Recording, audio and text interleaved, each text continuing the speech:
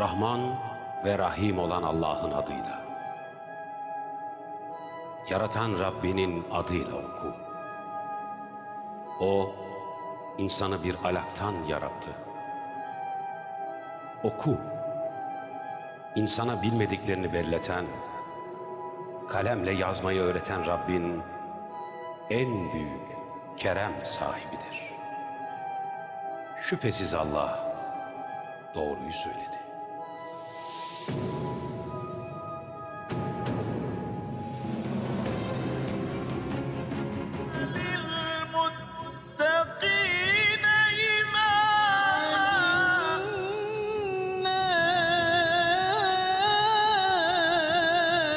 Kendisinden daha iyi bir performans beklenebilir. İyi bir eğitime ihtiyacımız var. Ses düzeni olarak nelere dikkat etmek lazım? Kur'an tilavet ederken dilinizle gönlünüz beraber hareket etsin diye buyuruyor sallallahu aleyhi ve sellem. İşte o bağlantıyı ben yeterince alamadım. Çok güzel bir ses. Müthiş bir kabiliyetsin, biliyor musun? Ben bunu naifte görmedim. Kur'an-ı Kerim öyle bir kitap ki dinlemesi sevap, okuması sevap, okutması sevap, anlatması sevap, anlaması sevap. Burası inanılmaz. 60 veriyorum. Ben de 80 puan veriyorum. 38 puana ancak alabiliriz.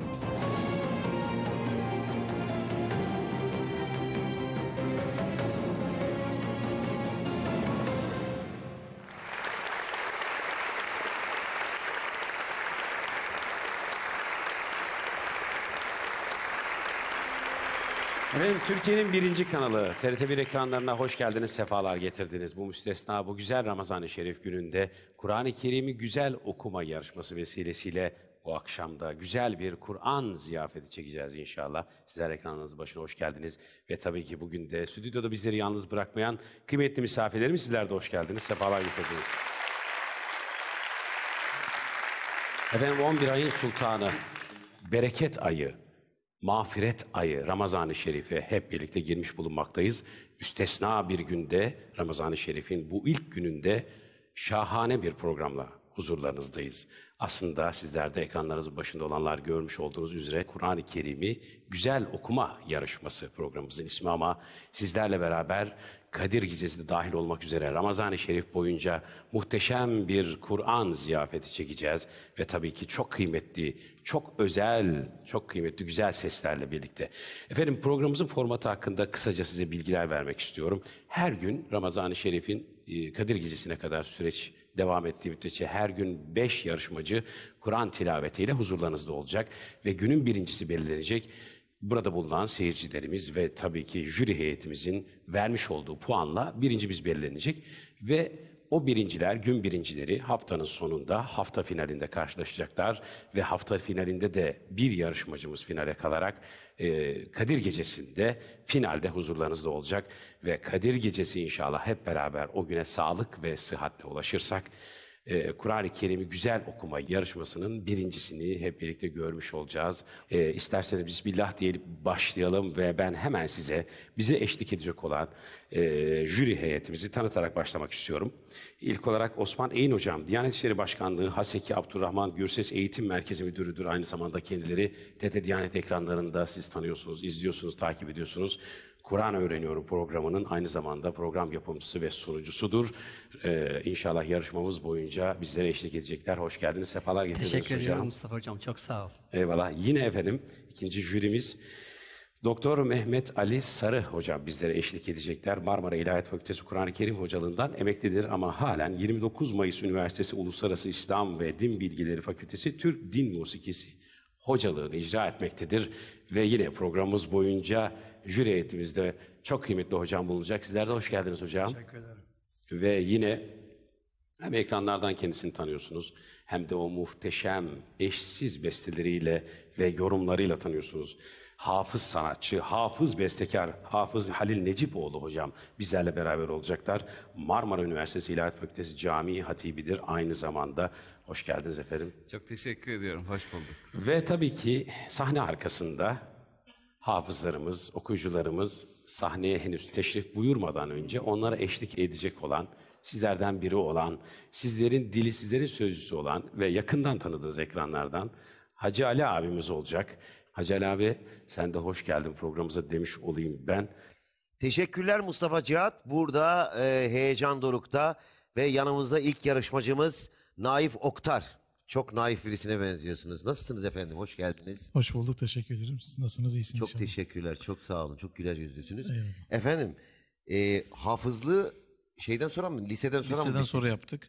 Maşallah. Normalde biz ilkokuldan sonra yapılıyor diye biliyorduk. Fakat hocalarımızın tavsiyesiyle birlikte Evet, liseden sonra hafızlığımı 2 yılda ikmal ettim yani. maşallah. Bunun yanında futbol oynamayı severim. Ha, güzel. Yani küçükken bayağı bir hevesim vardı futbola. Hatta saat 10'da evden çıktım sabah. Evet.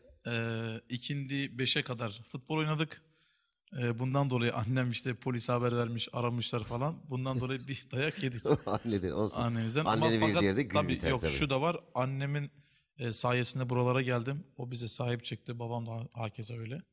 O zaman annenin babanın buradan ellerinden öpüyoruz. İyi bir evlat yetiştirmişler. Seni o zaman sahneye alıyoruz ve bize gönderdiğin videoyu izliyoruz sen sahneye çıkarken. Hadi.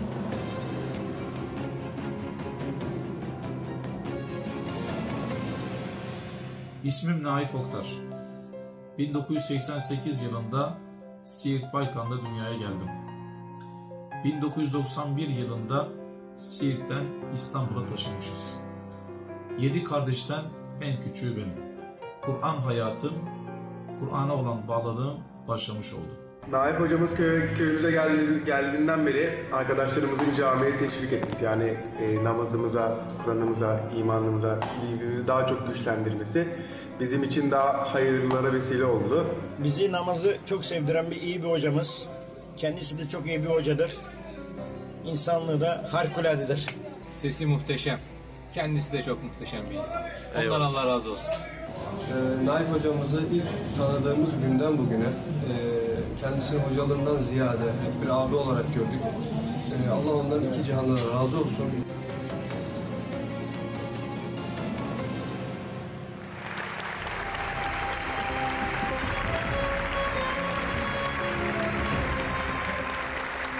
Hafız Naif Oktar Beyefendi, hoş geldiniz, sefalar getirdiniz. Normalde hocam ilkokuldan sonra hafızlık yapılır değil mi? Ama Naif Bey liseden sonra yapmış hafızlığını. O da ilginçtir, enteresandır. Eklemek istediğim bir şey var mı söylediklerin dışında? Hatta yapamam diye korkmuştum. Fakat 2 senede bitirdik herhalde. Maşallah, maşallah. Tebrik ediyoruz. Kıymetli hocalarım, isterseniz Kur'an tilaveti için sözü Kur'an'a bırakalım. Ondan sonra yorumlama alalım. Ama söylemek istediğiniz bir şey varsa alalım. Başarılar diliyoruz. Eyvallah. Peki, Hafız Naif Oktar Beyefendi Kur'an tilaveti için yerini alıyoruz efendim. Buyurun, söz Kur'an'da. Buyurun.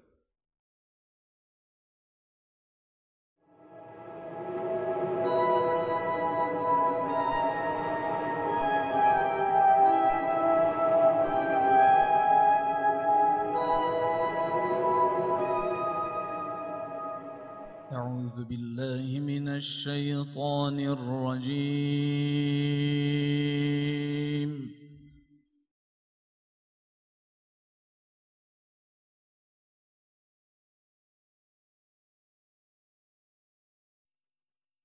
بسم الله الرحمن الرحيم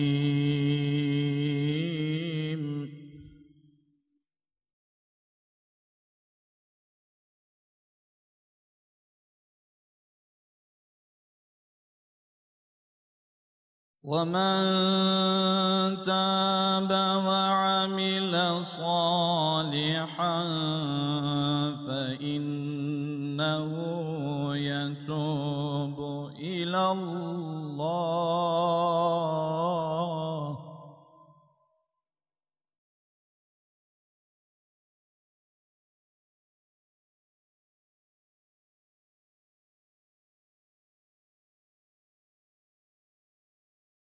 وعمل صالحا فإنه يتوب إلى الله متابا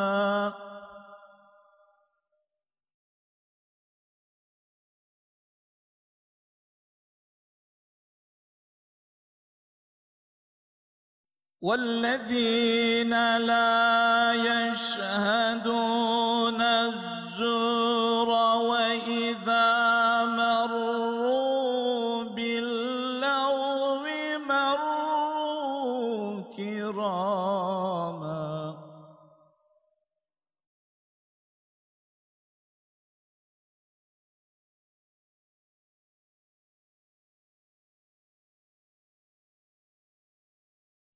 والذين إذا ذكروا بآيات ربهم لم يخروا عليها صما وعميانا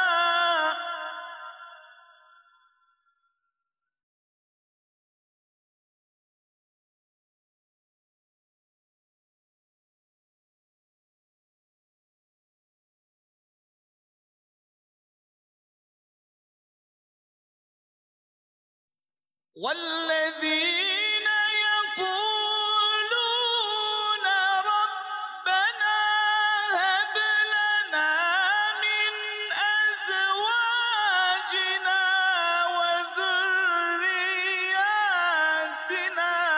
قرة أعين واجعلنا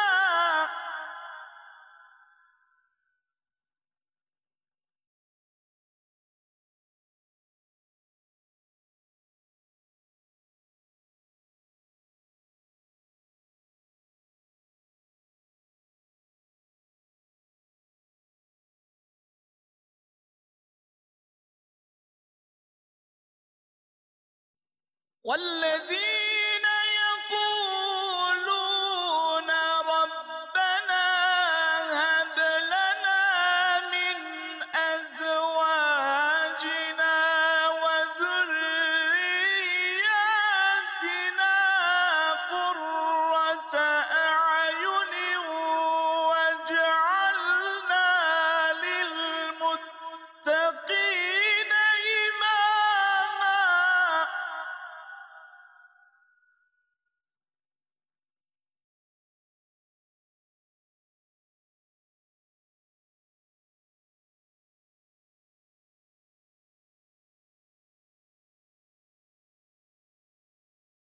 أولئك يجزون الغرفة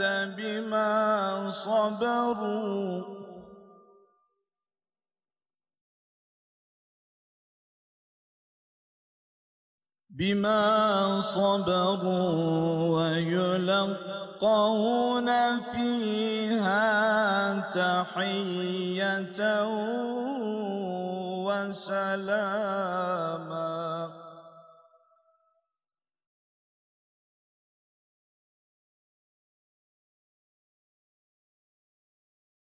خالدين فيها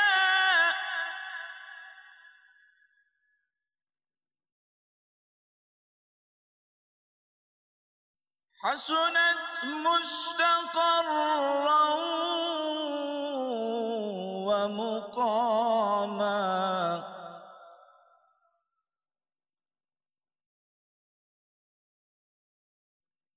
قل ما يعبأ بكم ربي لولا دعاؤكم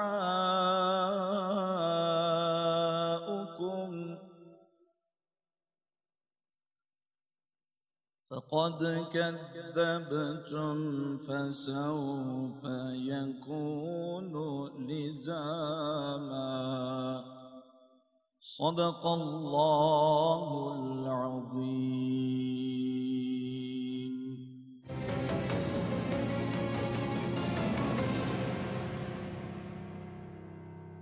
Ağzına yüreğine sağlık. Şimdi çok kıymetli hocalarımızdan yorum alacağız ama benim şöyle bir yorumum var. İyi ki futbolcu olmamışsın. Olsaydın bu güzel sesinle bugün burada bize eşlik etmemiş ve bu ziyafeti vermemiş olacaktın. Benim yorumum bu. Tabii işin ehilleri bakalım senin için neler söyleyecek. İlk olarak Osman Hocam sizdeyiz. Evet, ben öncelikle Naif Hocama çok teşekkür ediyorum. Bu güzel Kur'an-ı Kerim'i sunmasından biz fevkalade bahtiyar olduk, mutlu olduk. Tabii teknik açıdan da değerlendirilecek. Özellikle değerli Mehmet Ali Sarı Hocam, Halil Hocam ses kullanma becerisi açısından, nefes kullanma becerisi açısından katkılar sağlayacaklar. Biz buradaki değerlendirmelerimiz tabii Mustafa Hocam bir ölçme değerlendirmeden ziyade bundan sonraki süreçte nasıl kazanımlar elde edebilir? Bir katkı manasında değerlendirme yapıyoruz. Yoksa Kur'an-ı Kerim öyle bir kitap ki dinlemesi sevap, okuması sevap, okutması sevap, anlatması sevap, anlaması sevap. Hatta öyle bir kitap ki gerçekten okumaya gayret ederken hata yaptığınızda bile sevap aldığınız bir kitap. Dolayısıyla şükürler olsun Mevla'ya diyoruz. Teknik açıdan baktığımızda tabii yani daha iyi bir performans ben bekliyordum Naif Hocam'dan. Onu ifade edebilirim. Vakıf ve iptida, yani bu Kur'an-ı Kerim tilavetinde durma kalkma dediğimiz anlamda biraz eksiklerimiz var. Onları tamamlayacağız inşallah. Medlere dair bazı hatalar yaptık Naif kardeşim benim. Evet. Ondan sonra yine teknik açıdan sakin harflere hareke verme diye ifade ettiğimiz hocalarımızın ifade ettiği yine birkaç hata yaptık. Nefes ve ses kullanma becerisi açısından hocalarımın yanında teeddüp ederim konuşmaya özellikle. Bir de tilavet usulü açısından gelgitler oldu. Ama genel bir bakışta, bir kompozisyon olarak baktığımızda bence başarılı bir okuyuş, güzel bir okuyuş. Tebrik ediyorum. Yüreğine sağlık. Başarılar diliyorum. Peki, şimdi kıymetli yorumları için Mehmet Ali Hocam'a sözü bırakalım. Siz neler söylersiniz hocam? Ben de Hafız Oktar kardeşimizi tebrik ediyorum. Çok kuvvetli bir sesi var. Fakat sesini bu Aşr-ı Şerif'te pek seyir olarak gösterme imkanı bulamadı. Çünkü çok kısa tutmuş Aşr'ı. Kaç dakika sürdü bilemiyorum. Herhalde bir 4 dakika, 5 dakika falan oldu olmadı. Saat tutmadım ama öyle. Dolayısıyla kendisinden daha iyi bir performans beklenebilir. Tabii onun sesinin Halil kardeşim de söyleyecek, peslerini biraz daha böyle duymak isterdik. Birden tiz perdelere çıktı. O tiz perdeler de işin halavetini biraz kaçırıyor. Ama genelde başarılı bir okuyuş. Kendisini tebrik ediyorum. Eyvallah. Zaten ola ki bugün birincisi olursa koçumuz eşliğinde de az önce söylediğiniz hem eksikler kapanmış olur. Belki o zamanki seçimi biraz daha uzun olmuş olabilir hocam dakikayla. Koçumuz eşliğinde çalışacak hafta birinciliği için. Ola ki bugün birinci olursa tabii ki. Ve Halil Hocam, siz neler söylersiniz? Önce sevgili hocama bir şey söyleyebilir miyim? Tabii ki. Sonra Naif kardeşime bir şeyler söyleyeceğim. Şüphesiz dinlemesi sevap, okuması sevap. Aynı çatı altında Kur'an'la gönüllerin buluşması namütenahi bir sevap. Ve fakat benim kanaatime göre gönülle dil arasında bağlantı kurulması bütün sevapların üstünde. Ben bunu Naif'te görmedim. En sevabı o zaten Halil Hocam. Onunla alakalı Peygamber sallallahu aleyhi ve sellemin hadis-i şerifi var bakın. Sallallahu aleyhi ve sellem diyor ki İkra'ul Kur'an me'telefet aleyhi kulubukum. Yani Kur'an tilavet ederken dilinizle gönlünüz beraber hareket etsin. Dilinizle gönlünüz birlikte onu hissederek, duyarak hareket etsin diye buyuruyor sallallahu aleyhi ve sellem. İşte o bağlantıyı ben yeterince alamadım. Evet, ama hocaların hocası. Sesi kullanma tekniği hakkında mutlaka bir eğitim almanıza fayda var. Peki, ama şöyle söyleyeyim Mustafa Hocam ben de, ama duruşuyla, gelişiyle, maşallah yani Kur'an ahlakıyla, kendi ismiyle mütenasip, naif bir duruşu, bir şeyi var, kalitesi var. Onun için bir de tabii Halil Hocam çok teknik açıdan çok güzel şeyler söyledi. Ben de istifade etmesini ümit ediyorum. Tabii ama seyircilerimiz, ekranı başında izleyenler, ortam, muhteşem bir ortam. Yani böyle gerçekten ilk defa böyle bir ortamda Kur'an-ı Kerim okuyor. Bunların tamamını değerlendirdiğimizde inşallah daha güzel olacak. Peki şimdi seyircilerimizden Naif kardeşimiz için vermiş olduğu puanları alacağız. Efendim oylamanızı 10 saniye içinde yapmanızı istirham ediyoruz.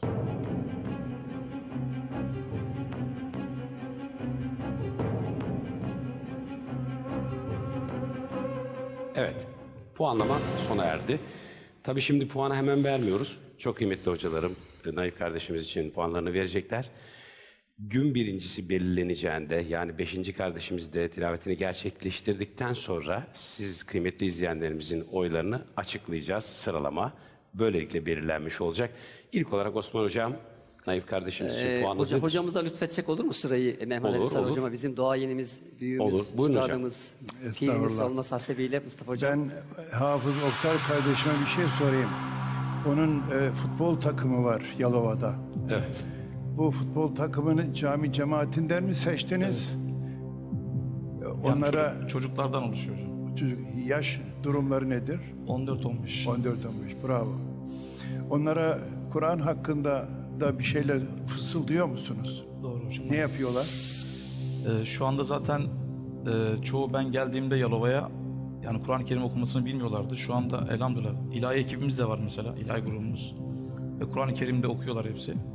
Yani iyi noktadalar şu an hocam. Tebrik ederim. Gençlerle futbolunuzda hangi takımı tutuyorsunuz? Fenerbahçe. Fenerbahçe'siniz.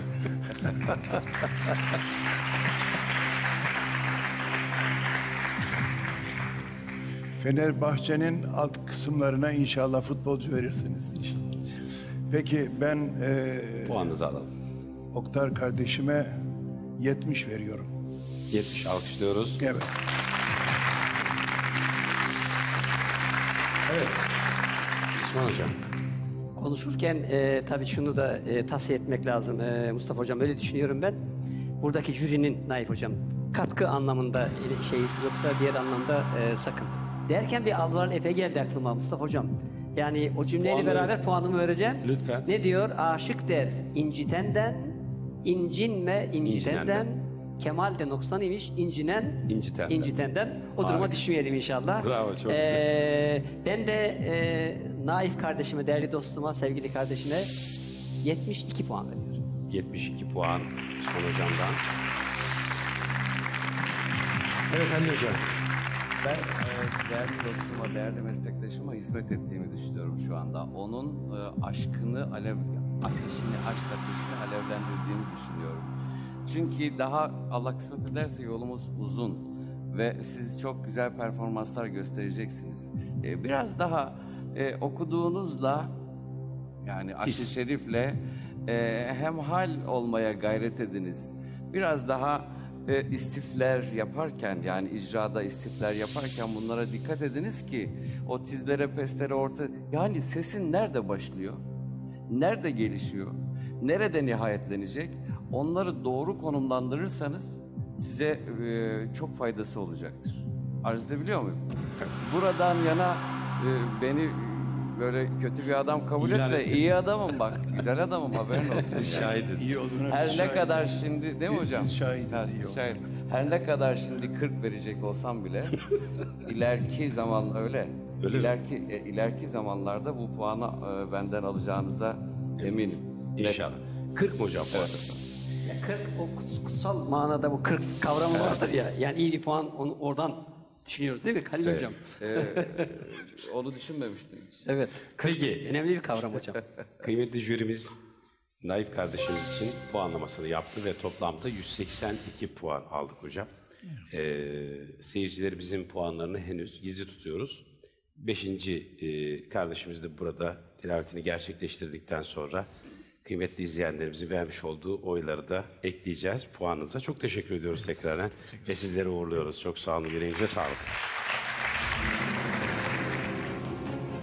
وعمل صالحا وعبادي الصالحون. İyi bir eğitime ihtiyacımız var. Ses düzeni olarak nelere dikkat etmek lazım? Çok güzel bir ses. Müthiş bir kabiliyetsin biliyor musun? Burası inanılmaz. Sana 78 veriyorum. 60 puan vereceğim. Gönlünüzün bereketi artsın, 75 puan verin.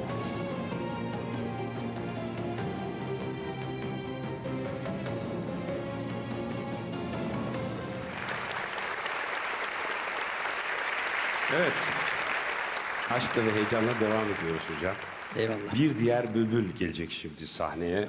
Mustafa Sarıgül ve hemen sahne arkasına gidiyoruz. Söz Hacı abi de. Hacı abi sendeyiz.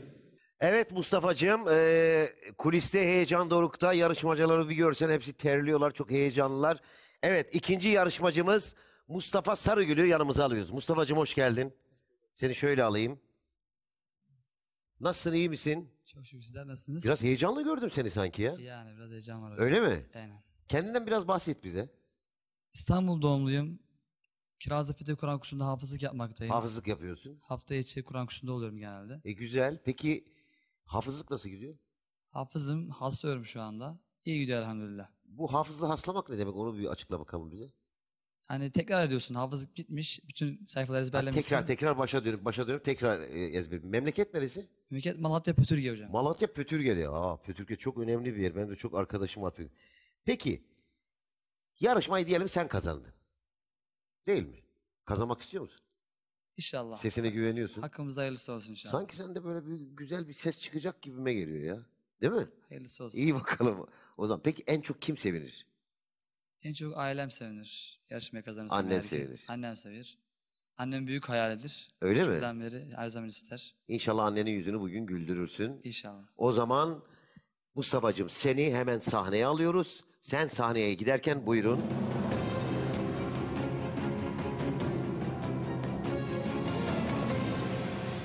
Ben Mustafa Sarıgül. 1998 İstanbul doğumluyum. Lise 4 öğrencisi olup aynı zamanda Bağcılar İlçe Müftülüğü'ne bağlı Kirazlı Fetih Kur'an kursunda hafızlığıma devam etmekteyim.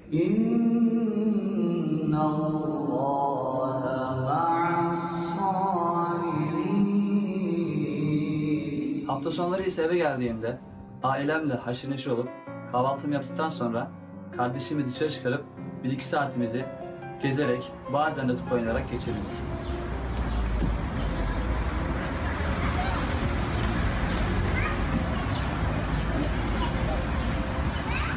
Dört yıldan beri musiki dersi almaktayım ve Türk sanat müziğini dinlemeyi, söylemeyi çok seviyorum ve bundan çok mutlu oluyorum.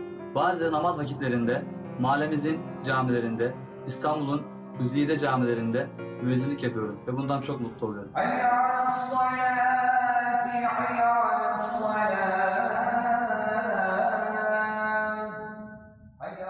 Hafta sonu yeni çıktığımda 1-2 saat de olsa haşlama çıkartmak için çalışıyorum.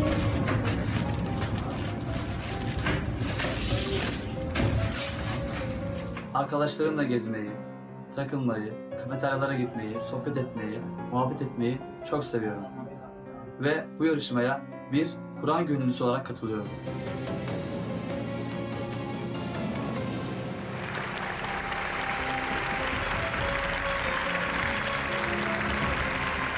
Evet, alkışlar eşliğinde Mustafa Sarıgül, hoş geldin. Nasılsın Mustafa? Çok şükür. Siz nasılsınız? Bendeyim, heyecan var galiba, üşümüşsün Hadi biraz. Heyecandan mı? İlla ki hocam. İlla ki. Aynı zamanda def çalıyormuş, müzisyenmiş. Ve de taklit yeteneği varmış. Bilmiyorum ileriki bölümlere eğer bizlerle beraber olursa, isterseniz biz bir ziyafete geçelim, ondan sonra Bence yorumlarınızı de. alalım. Eyvallah, Belki de bize o yeteneklerini de gösterir ve söz şimdi Kur'an'da ve Mustafa Sarıgül'ün sesinden. Buyurun efendim. Hadi gönlüne bereket inşallah.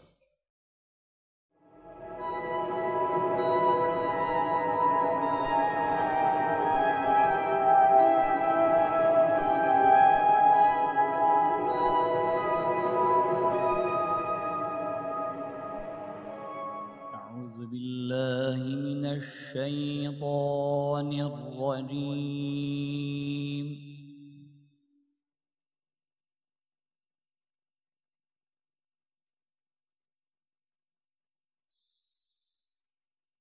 بسم الله الرحمن الرحيم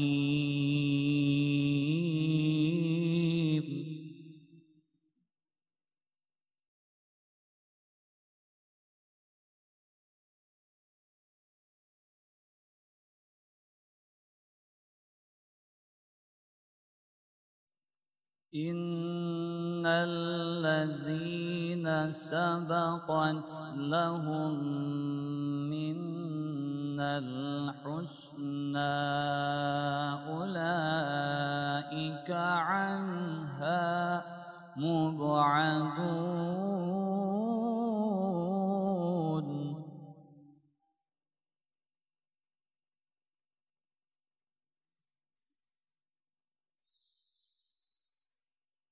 لا يسمعون حسيسها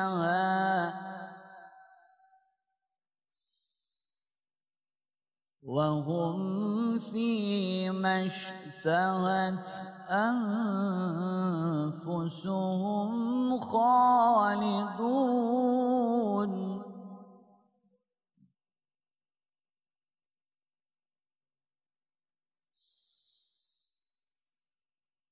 لا يحزنهم الفزع الأكبر وتتلقاهم الملائكة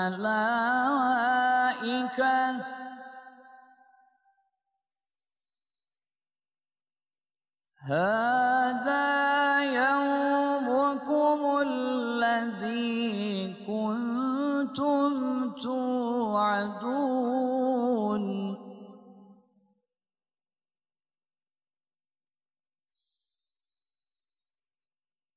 يوم نطوي السماء كطي السجل للكتب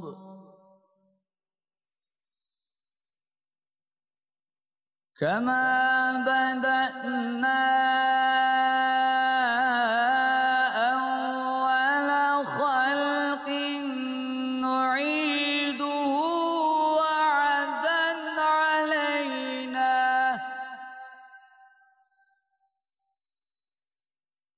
إنا كنا فاعلين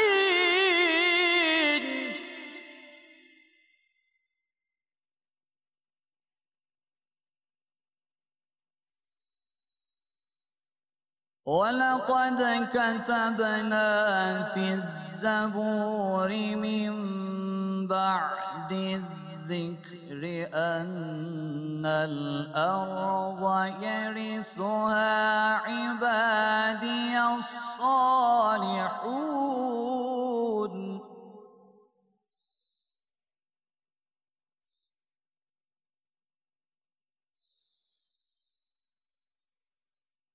إن في هذا لبلاغا لقوم عابدين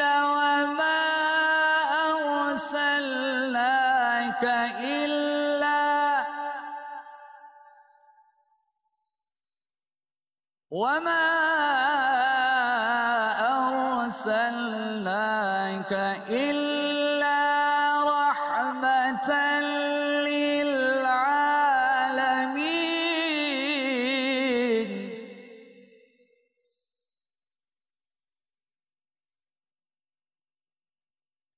إن في هذا لبلاغا لقوم عابدين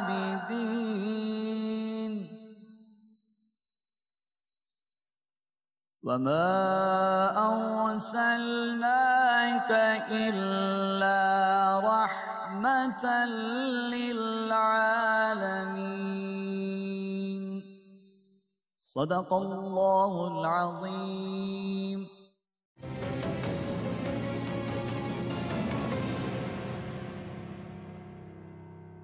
Ve şimdi söz jüride. Seni şöyle alalım, yorumlarınızı alalım hocam öncelikle. Evet, yine Mehmet Ali Hocam'la başlasak uygun mu Mustafa Hocam? Tabii ki. Hocam buyurun. Hocamı dinleyelim, biz de istifade edelim. Peki. Estağfurullah. Evet, ya. estağfurullah hocam. Mustafa Sarıgül, buraya gelmeden evvel bu aşr-ı şerifi, yani bu huzurda okuyacağım diye biraz çalıştın mı oğlum? Çalıştım hocam. Çalışma imkanı buldun mu? İlla ki hocam. Birisinin, bir üstadın, bir hocanın önünde beni bir dinleyin, herhangi bir hatam var mı falan diye böyle bir imkanın oldu mu? Yoksa kendi kendine mi çalıştın? Oldu da hocam. O aşırı okudum. O aşırı da başka bir hoca okuyacakmış herhalde. Ben de aşırı değiştirmek zorunda kaldım. Yani hazırlanamadın. Evet hocam. Burada mı değiştirdin? Evet hocam. Evet. Bu belli oluyor Mustafa. Çok fahiş hatalarım var oğlum. Mesela birisini söyleyeyim, çok uzatmayayım. İlla da vakfedilmez. Durulmaz yani. Yani evet. يَوْمَ نَطْوِ السَّمَاءِ ketayyi sicilli okuyorsunuz. Halbuki o birinci kelimeye ait. Yevme netvis semâe ketayyi sicilli. Yani bunları etüt etseydin güzel olurdu diye düşünüyorum. Teşekkür ediyoruz hocam, buyurun. Mustafa hocam ne işle iştigal ediyor, ne işle meşguldür Mustafa hocam? Ailesiyle beraber İstanbul'da yaşıyor. Ne işle iştigal ettiğini kendisi söylesin. Bağcılar Müftü'ne bağlı Kiraz İffet Kur'an kursunda hafızlığını haslamaktayım hocam. Hafızlık yapmaktasın değil mi? Hafızım, haslıyorum hocam. Hafız oldun elhamdülillah. Çok güzel. Kur'an-ı Kerim'i baştan aşağı ezberledin. Ama şu anda görev falan yapmıyorsun. Talebeyim hocam. Evet, çok güzel, çok güzel. Yani iyi bir yer yakalamış. Benim değerlendirmem şu, tabii hocam çok güzel değerlendirmeler yaptı. Teknik açıdan, Kur'an-ı Kerim'in tilavetinin kuralları açısından, tecvid açısından değerlendirirsek, bence öyle bir değerlendirmeye tabi tutmayalım diye düşünüyorum ben hocam. Ama geldiği yer çok güzel bir yer. Yani Bismillah demiş, Kur'an ipine sarılmış, o iple beraber nihayetine kadar gitmeyi Cenab-ı Hak nasip etsin diye temenni ediyoruz. İnşallah. Halil hocam söz değerli sizde. kardeşim. Benim hassasiyet gösterdiğim mesele hocalarımın teknik olarak değerlendirmesinin yanında sesinizi kullanabilme yeteneğini kendinizde henüz keşfetmiş sayılmazsınız. Özellikle sizden söz ediyorum. Bunu bir keşfedip onun gereklerini yerine getirip yani bir hocanın dizinde oturup bir meşk etseniz var ya, Femi Muhsin değil mi hocam? Femi Muhsin nasıl bir şeydi hocam? Bu arada da biz de öğreniyoruz. Estağfurullah. Femi Muhsin bu alanın üstadı, Kur'an üstadı demektir her haliyle. Onlardan çok sayıda var mı Türkiye'de? Var. Yetişiyor inşallah. Var vallahi var. Şimdi onlardan bir tanesine gitse, bu sefer hani ömrünü vakfetse. İşte Femi Muhsin çok önemli. Bir de Diyanet İşleri Başkanımız Profesör Doktor Mehmet Görmez hocamızın çok güzel ikinci bir merhale belirledi bu Femi Muhsin'e. Fehmi Muhsin diyor. Anlayarak değil mi? Evet, Çok Femi güzel. Muhsin, Kur'an-ı Kerim'in tilaveti, telaffuzu fevkalade güzel ama ilk adım bizim için yeterli mi? Hayır. Bir de Fehmi Muhsin'e dönüştürmek gerekiyor. Yani ne demek? Onu böyle bütün anlamıyla, Anlayarak, manasıyla hissederek. gönlüne yerleştirmek, özüne yerleştirmek. Bir de bir şey daha söylemek istiyorum Mustafa Hocam. Çok özür diliyorum. Halil Hocam hakkınızı helal edin. Yine benim için duruş çok önemli. Mustafa Hocam'ın da duruşu tam bir Kur'an ahlakıyla ahlaklanmış bir insanın duruşu. Tam bir Müslüman mümin, genç bir mümin duruşu. Onun için de tekrar Allah tebrik yolunu ediyorum. açık etsin. Fevkalade Ben o güzel giden bir insan. arkadaşa takıldım bak Mustafa Cihan. Siz çok heyecanlandınız. Bunu kabul ediyorum. Ama bu heyecanlanmanız az önce hocamın söylediği hataları yapmanızı gerektirmezdi. Dolayısıyla hata barizdi, çok netti. Burada hataları yargılamıyoruz değil mi hocam?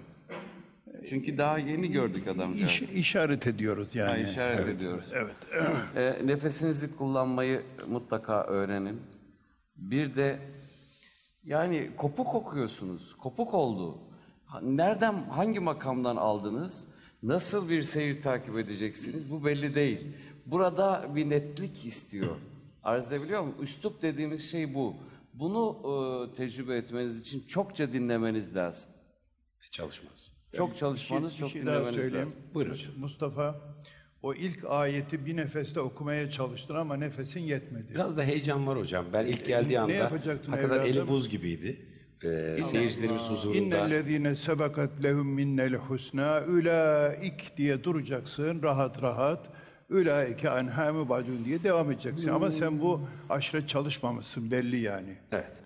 Onu da zaten ifade ettin. Hemen izleyenlerimize yöneliyoruz. Gıybetler vesilesiyle sizlerden Mustafa'mız için bir puanlama yapmanızı istiyoruz. 10 saniye içinde. Buyurun efendim.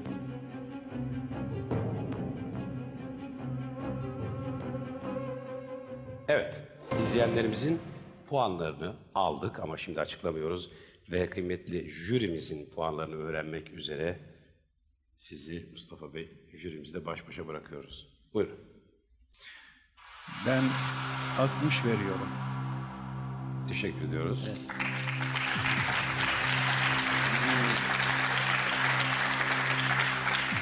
Efendim Halil Hocam'ın notu bir önceki notundan, o notundan hareket ediyorum. Yani hitamuhu misk olsun diye Halil Hocam önce versin. Sonra ben vereyim. Peki hocam. Belli olmaz ama Halil Hocam'a. Şimdi hayır, arkadaşlar beni ondan sonra şey yapacaklar, kötü bir adam olarak. Ama ben samimiyim ve sana çok samimi olarak bir 40 puanın üstünde teşvik olsun diye veriyorum. Sana ben 45 puan vereyim. Ama çok çalış. Çok çalış. Evet, Mustafa Hocam, ben de Mehmet Ali Sarı Hocama bütün gönlümle, bütün kalbimle katılıyorum. Çok tertemiz, güzel bir gönülden kopan bir puan. 60 puanı Mustafa Hocama arz ediyoruz, kabul etsin. Evet. Osman Hocam 60, Mehmet Ali Hocam 60 verdi. Ve Halil Hocam 45 puan daha verdi. beraber olacağız Mustafa'yla, değil mi? İnşallah. Henüz İnşallah. daha şey yok. O zaman daha rahat performanslar gösterecek. İnşallah. Peki tekraren çok teşekkür ediyoruz kendisine ve sahneden uğurluyoruz. Çok teşekkür ediyoruz. Sağ olun. Evet. وعمل صالحا وقال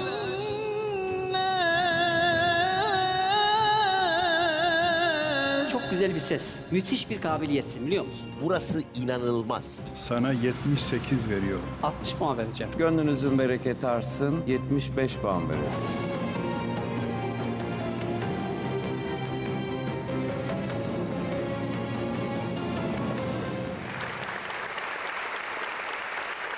Bir başka bülbül bize ziyafet vermek için Aziz Ataseven gelecek az sonra.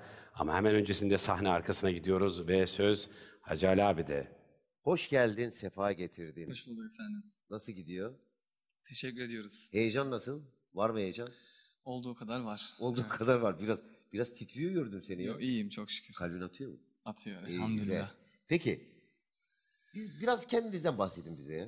14 yıllık din gönüllüsü olarak göreve devam ediyoruz. Çok enteresan bir terim, din gönüllüsü. Evet Din efendim. görevlisi değil, din gönüllüsü. Evet. Güzel. Kur'an okumaya nasıl başladınız? Kur'an okumaya hafız annem ve hafız babamın Kur'an'a gönül vermiş. Daimi sabah akşam Kur'an okurlar kendileri. Ben onları görerek ve 2 büyük abim var. Onlar da hafız. Bütün ailecek hafızsınız. Evet. Abilerimin hafızlığının bitirmesinin ardından onlara ödül konulması beni çok heyecanlandırdı ve ben de böylelikle Kur'an'a başladım ve Kur'an'ı hıfz ettim. Heyecanlısın. O zaman seni Haliyle. hemen... Yok sakin ol. Çok rahat. İçerideki görüyorsun ambiyansı. Muhteşem bir ambiyans var. Yenersem, sesimde de eğer pürüzü çıkmazsa... Ses tonun güzel. Elhamdülillah inşallah. İnsandan güzel sonra başarılar diliyorum. O zaman sizi sahneye alıyorum hemen. Buyurun.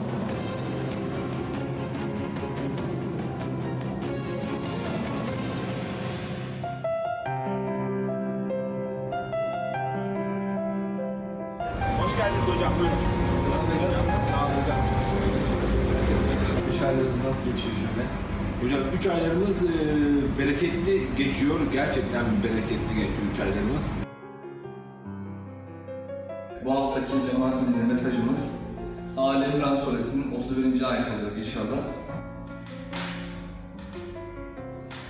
De ki, eğer Allah'ı seviyorsanız bana uyun ki Allah da sizi sevsin ve günahlarınızı bağışlasın.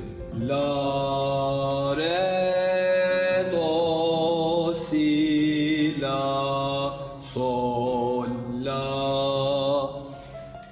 La, re, do, si, la, sol, la. Çok güzel.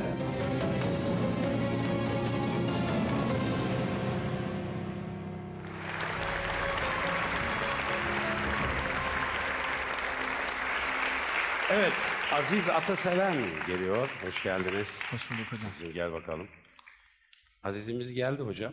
Hayatı boyunca hiçbir yarışmada birinci olamadım demiş. Ama bu yarışmada birinci olmak istiyorum. Ümidiyle ve azmiyle, kararlılığıyla gelmiş. Söylemek istediğiniz bir şey yoksa... Allah mahcup etmesin. Amin inşallah. Birinci olamamıştır ama Kur'an okuyan zaten bir incidir. Evet. Bir inci. Çok Dolayısıyla Eyvallah. birinci bence. Yani olmuş. Osman Hocam Evet. döktürüyor yine. Evet. Harikasınız. Peki şimdi Kur'an ziyafetine geçelim. Daha sonra yorumlarını alacağız. Ve şimdi söz Kur'an'da Aziz Ataseven sizlerle. Buyurun.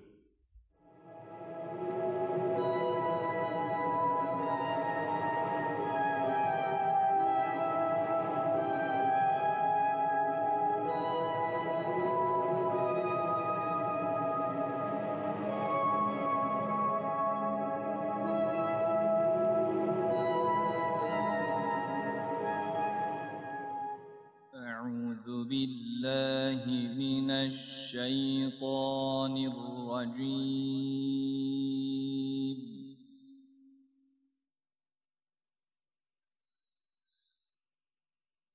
بسم الله الرحمن الرحيم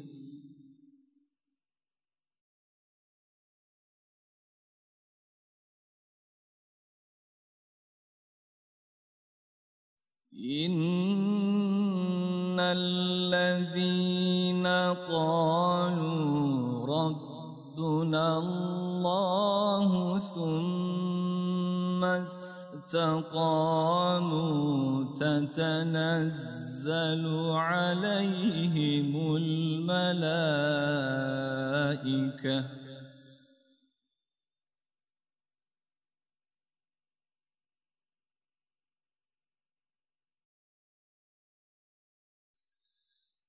تتنزل عليهم الملائكة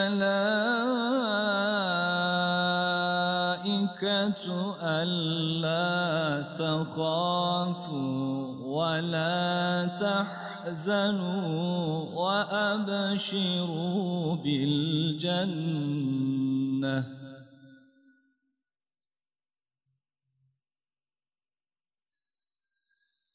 وأبشروا بالجنة التي كنتم توعدون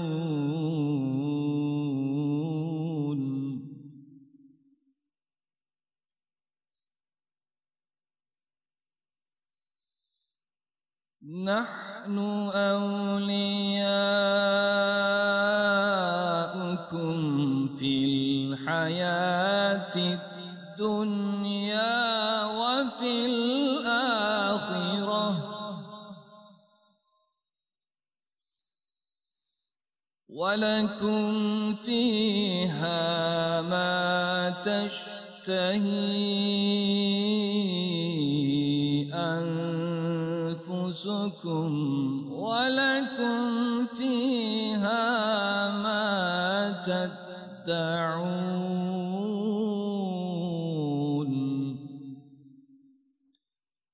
نزلا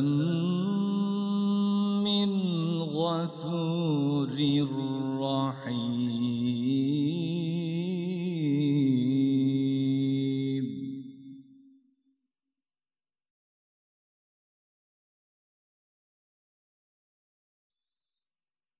ومن أحسن قولا ممن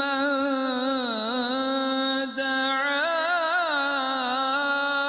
إلى الله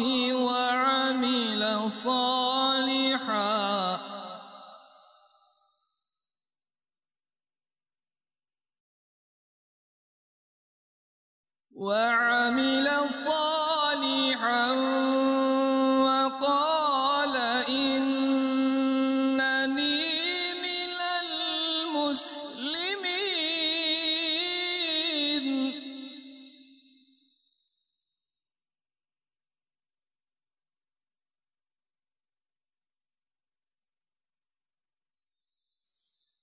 ولا تستوي الحسنة ولا السيئة ادفع بالتي هي أحسن فإذا الذي بينك وبينه عداوة كأنه ولي حميم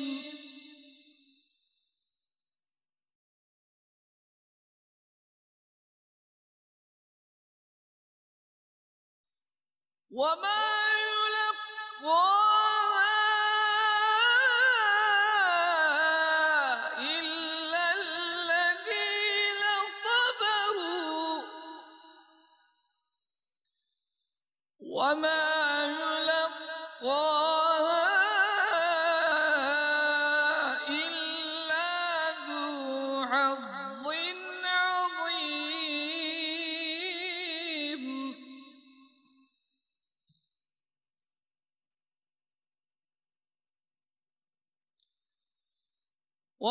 وإما ينزغنك من الشيطان نزغ فاستعذ بالله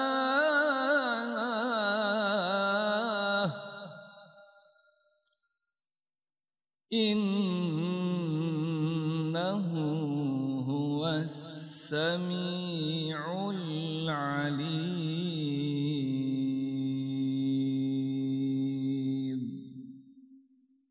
صدق الله العظيم.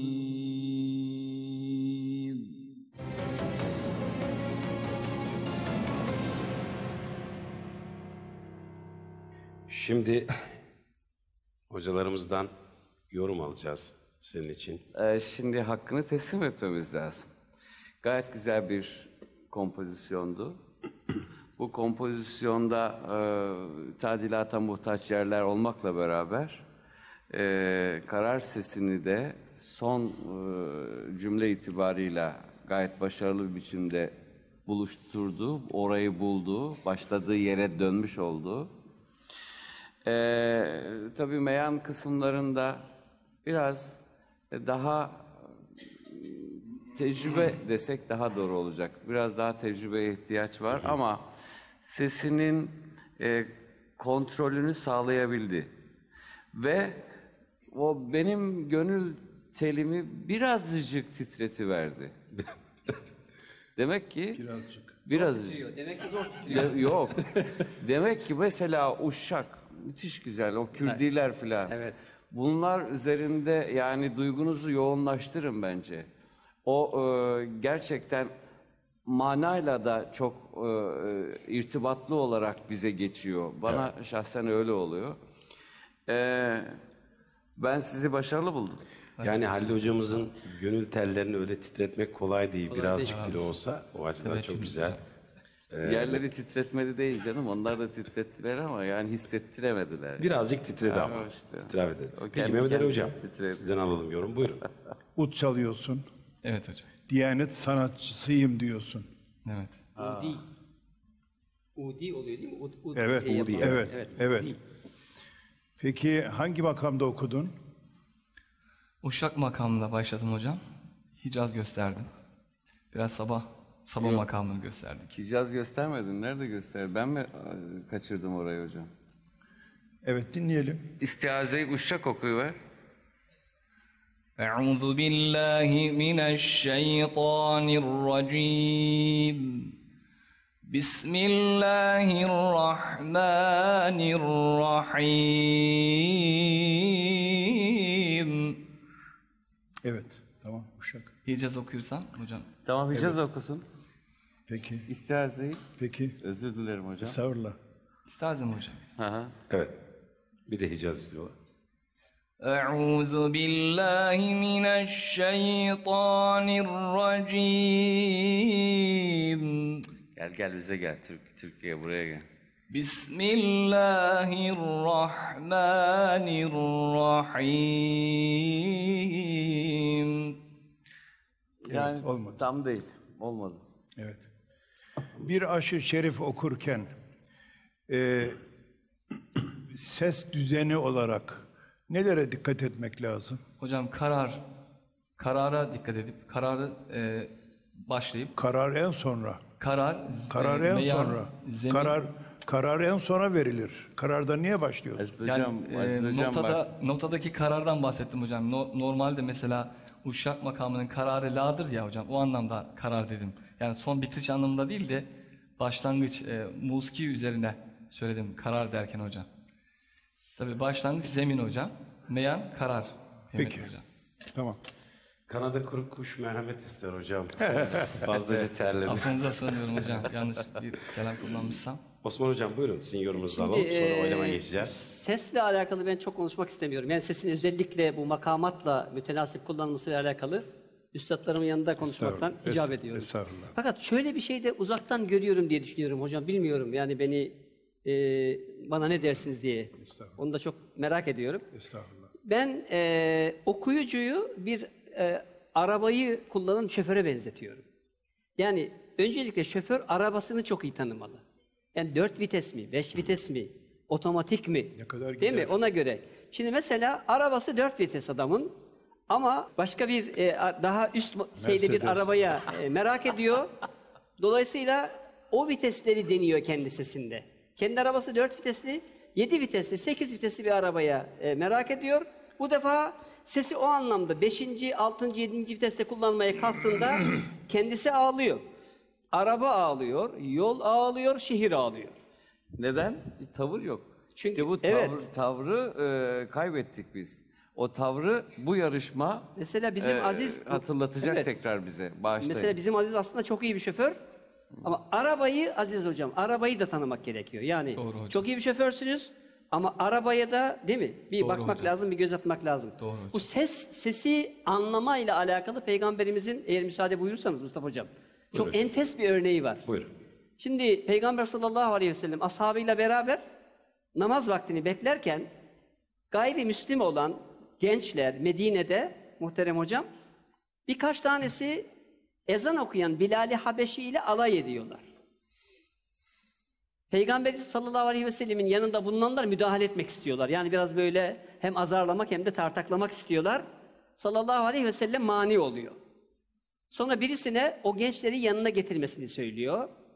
Ve şöyle bir ifadede bulunuyor onlara Halil hocam. Diyor ki o gençlere Peygamber sallallahu aleyhi ve sellem diyor ki eyyukumullezî semi'tu savtehu kad irtefa. Bak ezanla alay eden birisine içinizden sesi çok güçlü, güzel olan hanginiz diyor.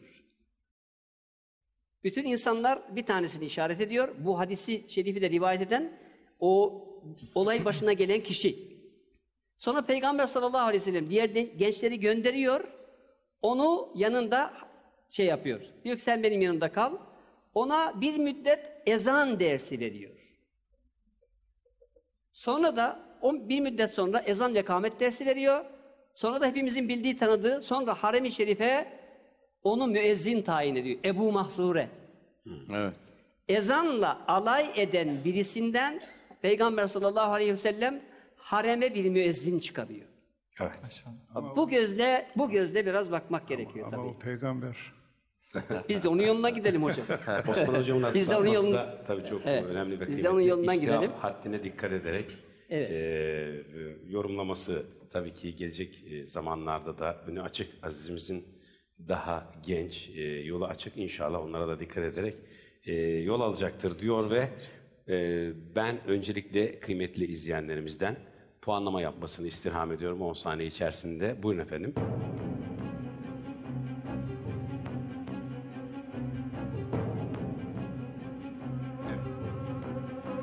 Kıymetli izleyenlerimiz puanlamasını yaptı ve şimdi sayın jürimizden puanlama alacağız. Hazır mısın? Şöyle alalım seni.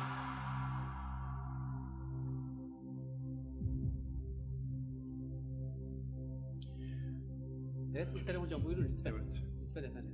Ben Hafız Aziz kardeşimize başarılar dileyerek 72 veriyorum.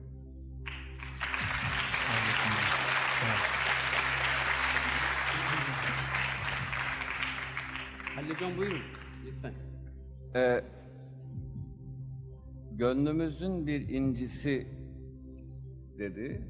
Öyle mi dediniz? Evet. Bir inci. Bir inci. Evet. Diğer arkadaşlar da öyle. Kur'an'la kim meşgul oluyorsa, Kur'an'a ait kim herhangi bir duygu, düşünce, davranış tasarrufunda bulunuyorsa o incidir. O incidir. Evet. O incidir. Dolayısıyla ben size 70 puan veriyorum.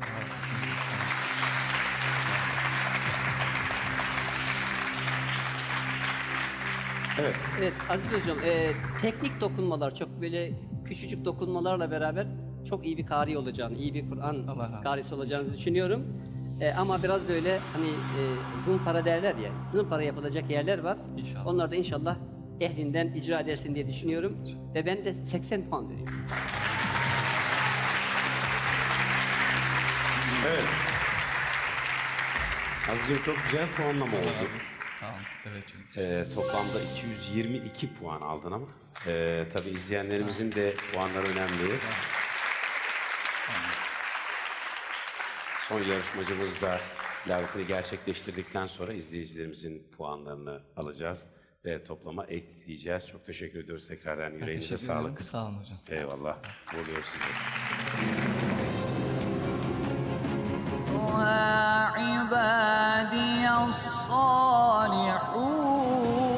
Çok güzel bir ses. Müthiş bir kabiliyetsin biliyor musun? Burası inanılmaz.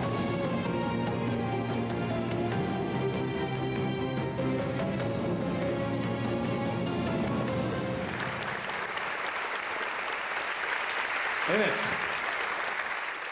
Kaldırmış olduğumuz yerden heyecanla devam ediyoruz. Bir bülbül daha gelecek şimdi sahneye. İsmail Uyanık. Ama hemen öncesinde sahne arkasına gidiyoruz ve Hacı abi söz sende. Evet Mustafa Cihat, tekrar benim, tekrar geldim, tekrar karşınızdayım. Burası inanılmaz. İnanılmaz. Çocukları göreceksin. Acayip heyecanlar, konuşmalar, muhabbetler. Biz burada sohbete de devam ediyoruz. Bu arada evet 4. yarışmacımız İsmail Uyanık. İsmail abi. Sizi şöyle alalım. Hoş geldiniz. Sefalar getirdiniz. Biraz karizmatik, yakışıklı gördüm seni ya. Estağfurullah. İsmail Uyanık. Soy isimden biraz uyanık mısın acaba? Yani biraz var mı? uyanıklık Öyle bir uyanıklık var mı Aileden hakikaten? gelen. Memleket neresi? Aslen Muş Malazgirt, doğmam ve Bursa Karacabey. Vay be. Burası Muş'tur, yolu yokuştur, giden gelmiyor, acep ne iştir. Tey, tey, tey. Ha sesin de güzelmiş hakikaten. Ben türkü falan söylüyor musun arada bir? Evet, türkü söylerim. Güzel Türkü türküler arkadaşlarım söylüyorsun. bazen geceler- Peki efendim. Kaç yıldır Kur'an okuyorsun abi? Kaç yıldır Kur'an okuyorum. Bunu yani sayıyla yıl olarak hesaplayıp söyledim de biraz zor oldu yani. Çünkü kendim söyle yani. bildim bileli Bildim yani bileli Kur'an okuyorsun. okuyorum. Hafızsın. Hafızlık şu anda yapıyorum. Yapıyorsun, Şu an- devam evet, ediyorsun. evet, Hafızlığa aynen, devam üniversite ediyorsun. okuyorum. Yani senin Üniversite- gözlerin böyle çakmak çakmak. Sanki böyle patlatacak mısın gibime geliyor. İnşallah He? yani o inançla geldim. İnşallah öyle olur. O zaman kanka seni hemen sahneye uğurluyorum. Sen sahneye giderken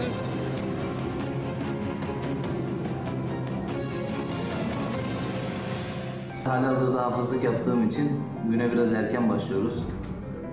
Sabah namazından yaklaşık 1 saat önce uyanıp dersimize oturduktan sonra sabah ezanıyla birlikte namaza duruyoruz. Öğleden ikindi namazına kadar bir haftada 3 gün musiki dersimiz oluyor.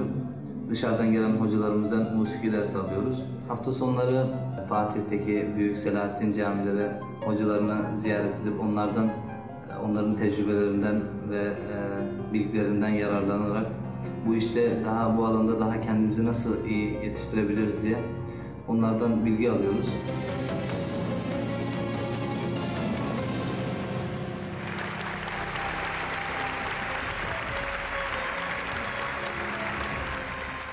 Evet, huzurlarınızda İsmail Uyanık. Hoş geldiniz. Nasılsınız?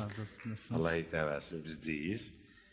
Kıymetli hocalarım, az sonra Kur'an tilaveti için İsmail'imizi dinleyeceğiz. İsmail'in eğer yarışmayı kazanırsa şahane bir ideali var. O da şuymuş, Türkiye'nin en iyi okuyucusunu yetiştirmek gibi bir hayali varmış. Bakalım bu programın sonunda ne olacak, yarışmanın sonunda ne olacak, bu hayaline kavuşabilecek mi? Ben yorum almayayım çünkü heyecanlanabilirsin.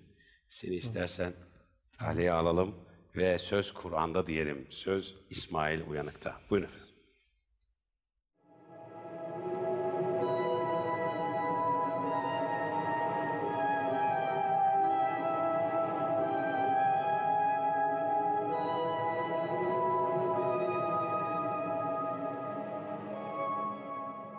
أعوذ بالله من الشيطان الرجيم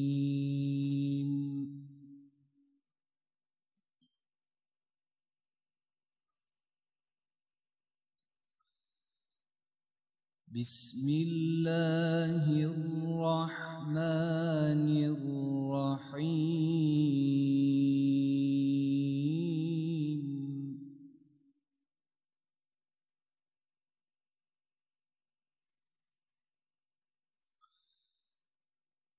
يا أيها الذين آمنوا لا تأكلوا الربا أضعافا مضاعفة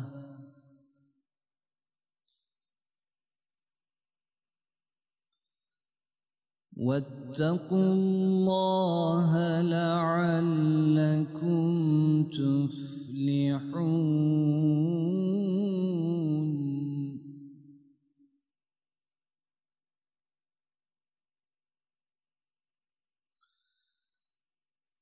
واتقوا النار التي أعدت للكافرين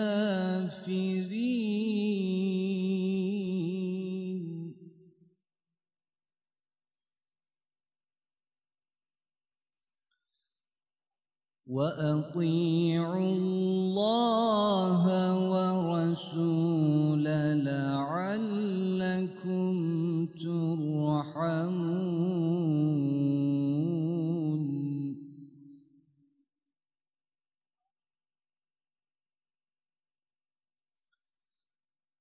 وأطيعوا الله ورسوله لعلكم ترحمون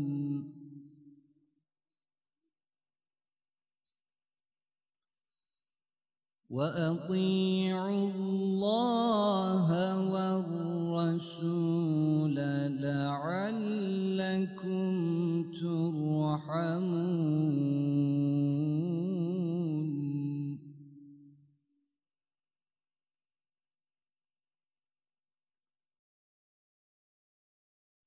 وسارعوا إلى مغفرة من ربكم وجنة عرضها السماوات والأرض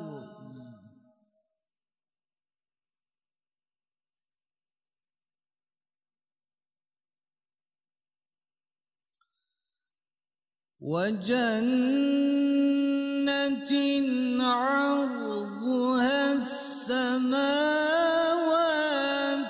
والأرض أعدت للمتقين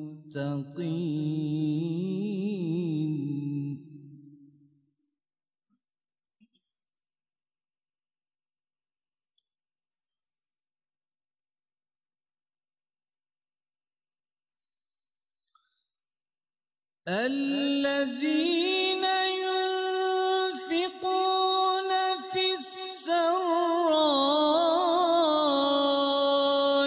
والضراء والكاظمين الغيظ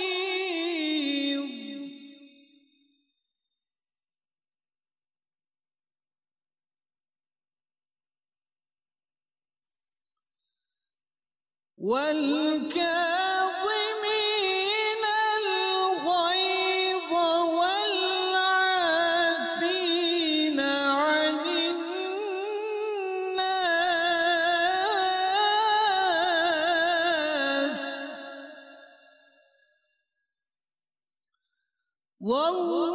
والله يحب المحسنين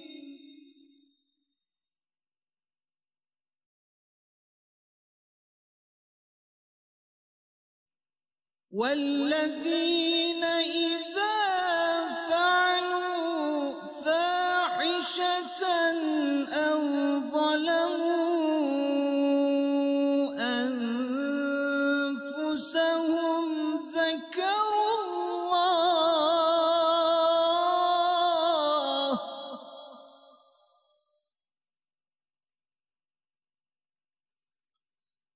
أو ظلموا أنفسهم ذكروا الله فاستغفروا لذنوبهم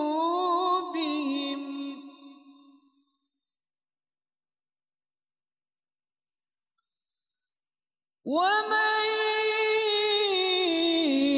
يغفر الذنوب إلا الله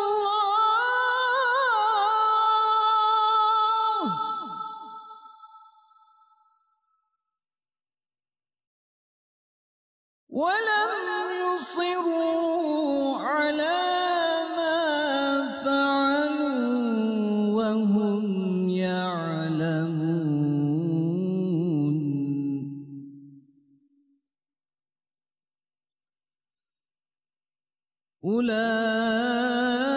أولئك جزاؤهم مغفرة من ربهم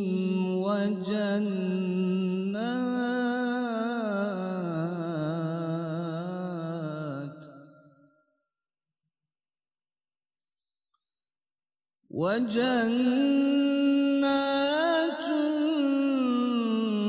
تجري من تحتها الأنهار خالدين فيها ونعم أجر العاملين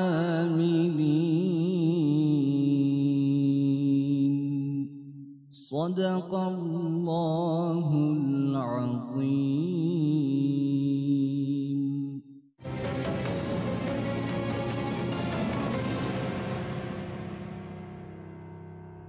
Evet, şimdi kıymetli hocalarımızdan İsmail'imiz için acaba bu hayaline bir adım daha ulaşacak mısın? Az sonra puanlamada belli olacak.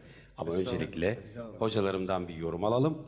Sonra devam edelim. Osman Hocam sizden başlayalım. Buyurun. Evet İsmail Hocam, değerli kardeşim. Öncelikle hoş geldin diyeyim ben de. Hangi sureden okuduk? Ali İmran Suresi. Ali İmran Suresi'nden okuduk.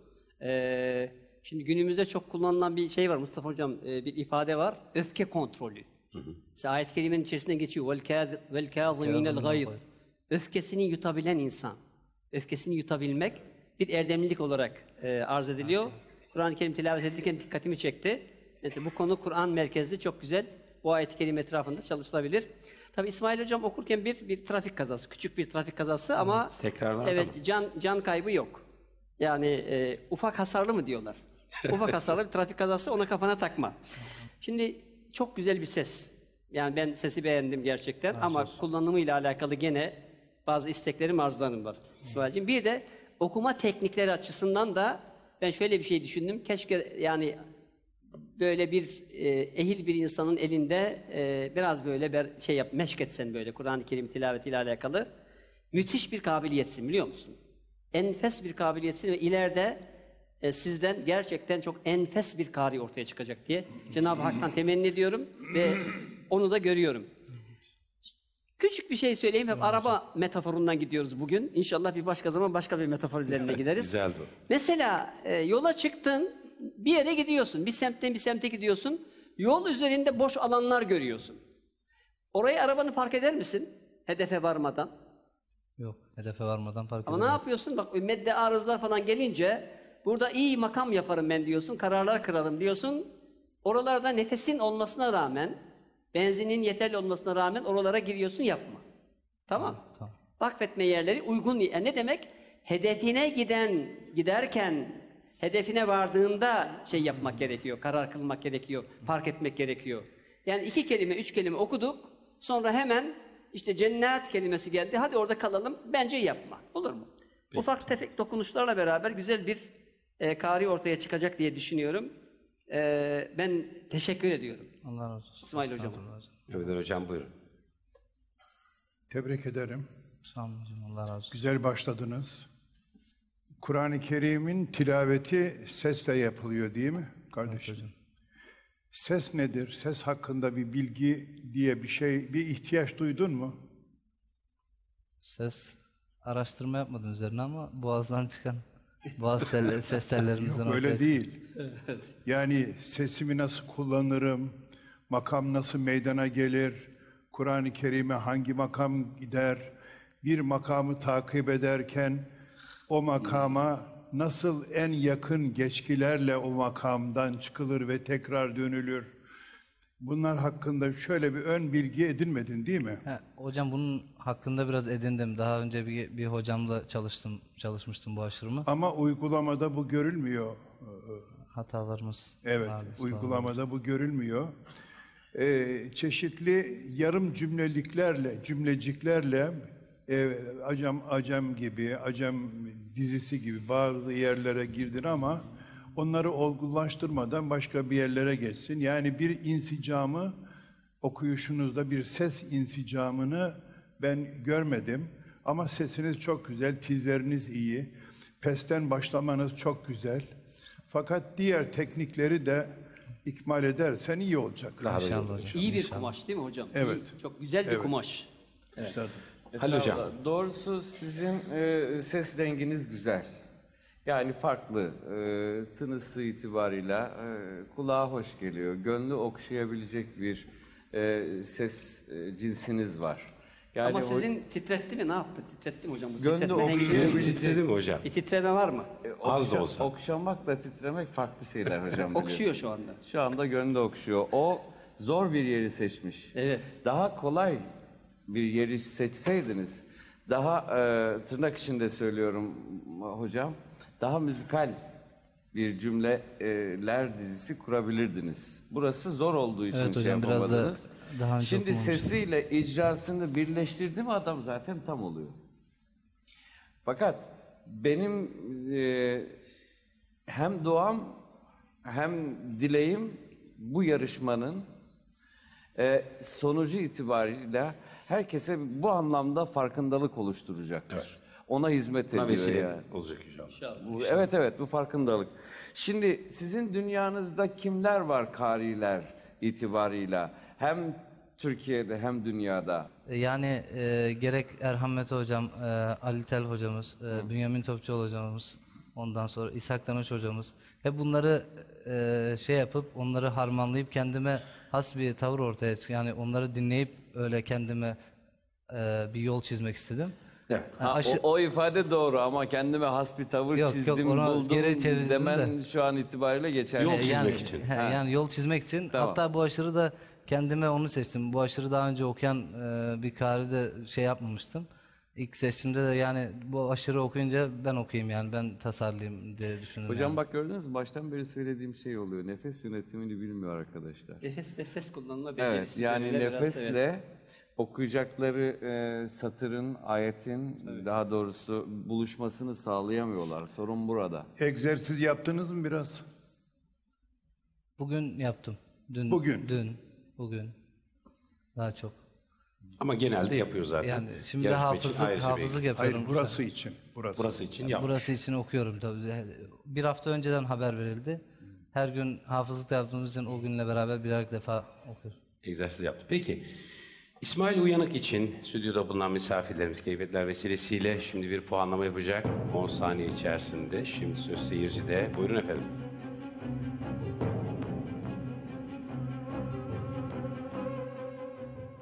Evet, puanlamamızı aldık ama söylemiyoruz malumunuz üzere. Şimdi jüri heyetimizden puanlarını alacağız. Hazır mısın? Hazırım. Peki, buyurun. Evet muhterem hocam. Halil hocam da zat halinize bakıyor. Ben de zat halinize işaret bekliyorum. Lütfen hocam. Biz sadece şimdi bakmıyoruz yani. Evet. Tanıdığımızdan beri ışığında yürümeye çalışıyoruz. Ama yine sola doğru gidiyor hocam. Evet Allah. Sandalyeyle beraber. Bir cazibe merkezi var burada galiba. O tarafa. Buyurun hocam lütfen. İsmail'cim başarı dileklerimle daha düzgün seyirlere ulaşma, daha düzgün seyirlere ulaşma temennisiyle sana 78 veriyorum.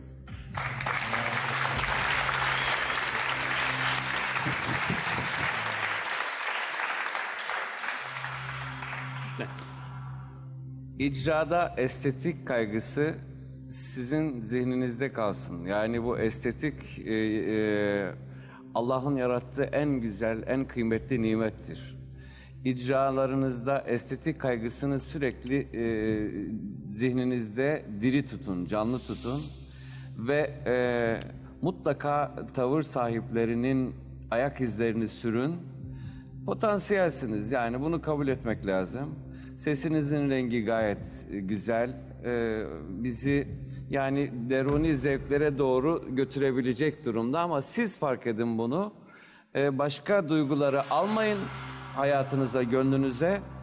Gönlünüzün bereketi artsın. Ben de size 75 puan veriyorum. Son olarak Evet, yani Halil hocamın artık şeyleri artık biraz böyle Evet ya. değil mi hocam, puanlar yani Halil hocam Cömertçe gelmeye yavaş başladı. yavaş yavaş Bismillahirrahmanirrahim. Diğer arkadaşlarımızın o potansiyelleri var. Evet. Hocam. Ama bana biraz daha yani çalışmaları gerektiğini söylüyor. Evet. Hayır, bu arkadaşlar çalışmasın anlamında değil. Çok ihtiyaçlar var. Evet, Osman Evet, hocamdan evet puan hocam. alalım. İsmail hocam, o bahsettiğiniz okuyucu arkadaşlarımız, bunların hepsi eski ifadeyle numune-i imtisal, yeni ifadeyle rol model arkadaşlar. Çok güzel numuneler, numune-i imtisal kendine ittihaz etmişsin. İnşallah. Hocam yine ittihazı bir açar mısınız? Evet, yani iyi bir yol tutmuş, iyi bir belirlemiş. Hayır, Yani kendisine, evet. İzleyicilerimiz ittihazın ne demek olduğunu biz sizden öğrenebilirler mi? Kendisi için iyi modeller seçmiş kendisine. Yani kendisini hedefe götürebilecek modelleri Doğru değil mi hocam? modelleri Bulmuş. Hayır, yani hayır, seçmiş yani. Elhamdülillah. Evet. Şunun için bu dertten muzdarip oluyoruz. Yani bir cümle içinde bu tür kelimeler geçtiği vakit ne diyorsunuz diye soruyorlardı o bakımdan. Siz sormak ihtiyacı hissettiniz mi mesela? Etmişler mi? Ama şöyle bir şey de var Halil hocam. Bazen böyle hep konuşan bilmez.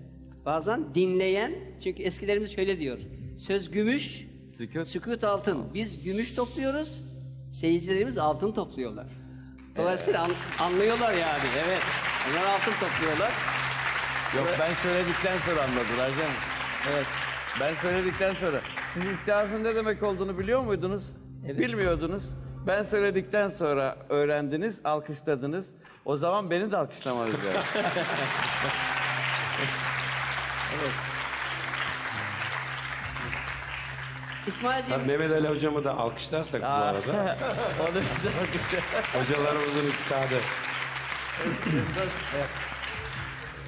Ben hep Puanınızı böyle alalım. hayatım boyunca hep hocamın yolundan gitmeye gayret ettim. Yine hocamın yolundan gidiyorum. Ben de 78 puan veriyorum İsmail 78 kardeşim. puan. Evet.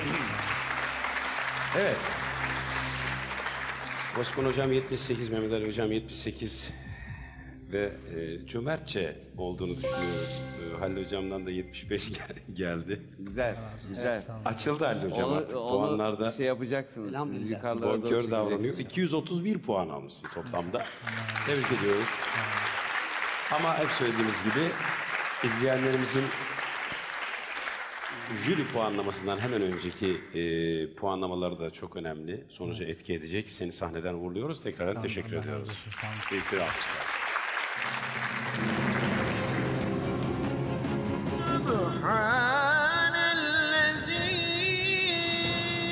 Yüzü güzel, gözü güzel, sözü güzel, her şey güzel, güzel oldu güzel.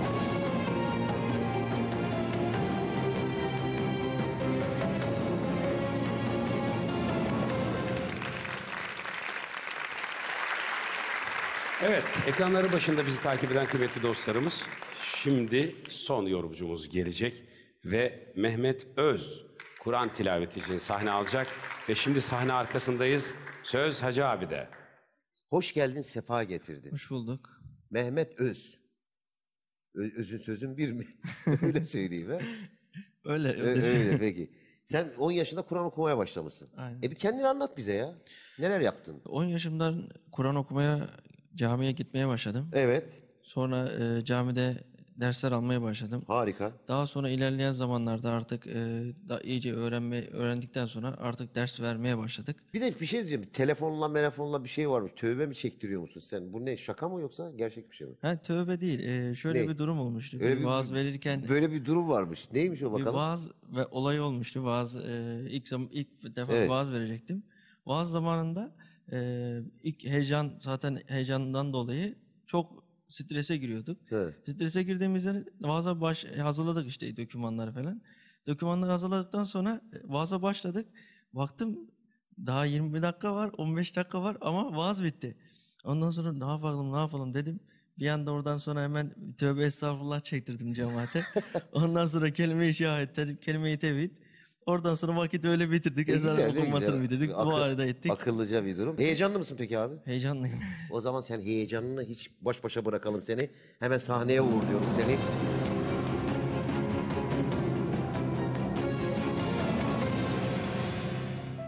İsmim Mehmet Öz. Sivaslıyım. İstanbul'da yaşıyorum. Ön lisans mezunuyum. Kağıthane, Hazreti Ali Camii'nde fali görev yapıyorum.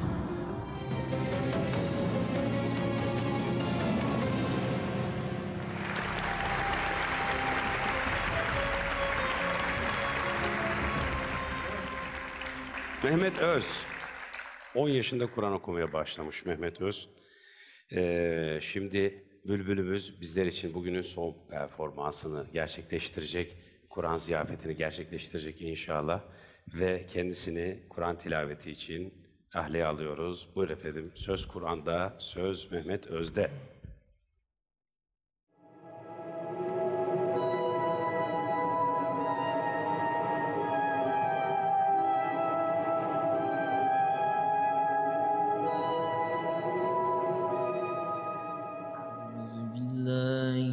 الشيطان الرجيم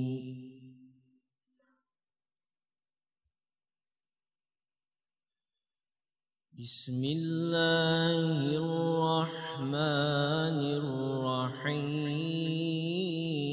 الرحيم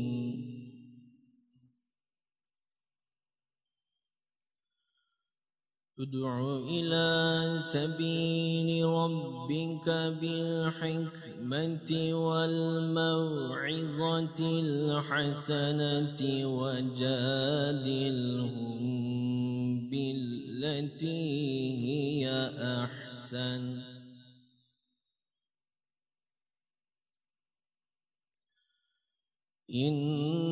إن ربك هو أعلم بمن ضل عن سبيله وهو أعلم بالمهتدين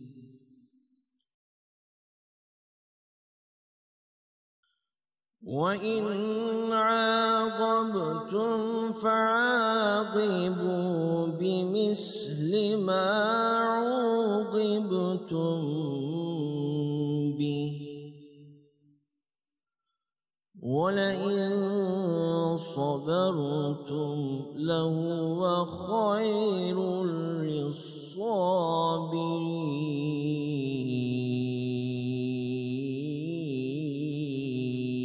للصابرين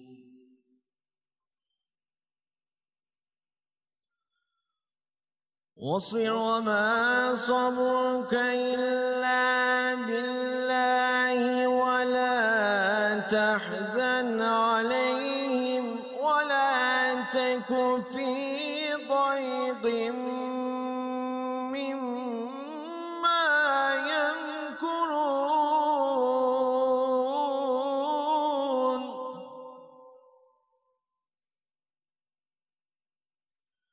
إن الله مع الذين اتقوا والذين هم محسنون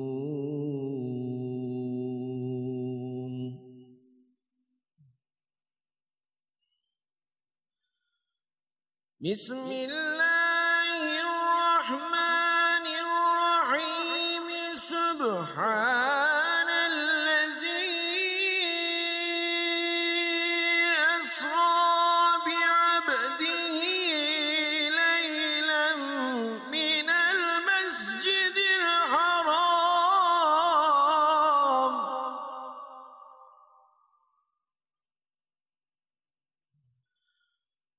ليلا من المسجد الحرام إلى المسجد الأقصى الذي باركنا حوله لنريه من آياتنا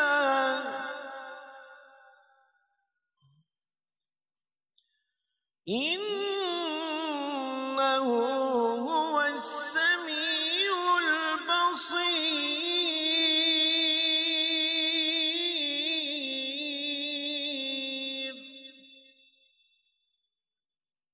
إنه هو السميع البصير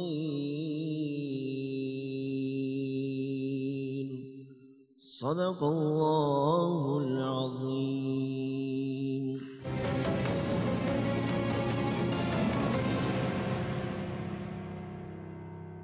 Ve şimdi jürimizin şefkatli ellerine sizleri teslim ediyoruz. Osman Hocam sizden başlayalım. Evet Mehmet Hocam teşekkürler. Ağzına sağlık değerli kardeşim, sevgili dostum. Mehmet hocamızın soyadı Öz. Özü güzel. Sözü güzel. Yüzü güzel. Gözü güzel. Okunan söz Sözü zaten. güzel. Her şey güzel. Güzel oğlu güzel. Allah razı olsun. Notu da güzel olsun. Notu da güzel olacak bilmiyorum. Halil Hocam artık bunu söyleyecek.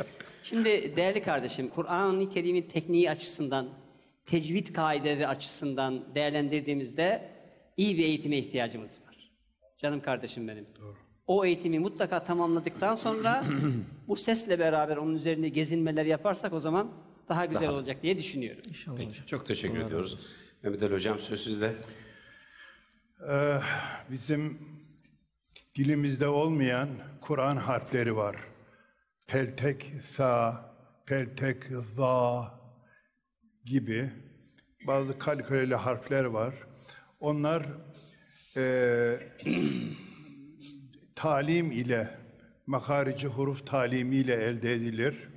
Mehmet kardeşimin biraz bu tarafına ihtimam etmesi gerekiyor. Ona ihtiyacı var. Sesi güzel, nefesi de yeterli. O tarafını biraz geliştirirse güzel olacak. Tebrik İnşallah, ediyorum inşallah. kendisini. Peki, Halil Hocam. Vallahi biz nihayetinde bu mübarek Ramazan-ı Şerif gecelerini Kur'an'ı hayatımızın merkezine almaya gayret göstererek ihya etmeye çalışıyoruz. Dolayısıyla biz ihya oluyoruz. Kur'an'ın gölgesinde, Kur'an'ın ışığında hareket ederek. Bu yarışmanın maksadı da o zaten. Yani gönlümüzü açması, inşirah vermesi. Arkadaşlarımız açıyorlar mı? Gönlümüzü açıyorlar.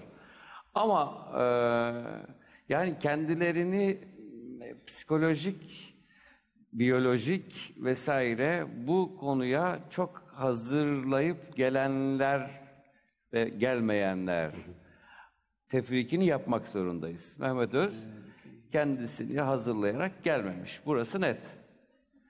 Bunu hazırlama ve dolayısıyla bu yarışma süresince aşama kat etme ihtimali var mı? Orası da bana flu. O halde ben iki hocama da katılıyorum yani. Peki. Şimdi efendim seyircilerimizden, stüdyodaki seyircilerimizden keyfetler vesilesiyle puan alıyoruz 10 saniye içerisinde. Şimdi söz seyircimizde. Buyurun.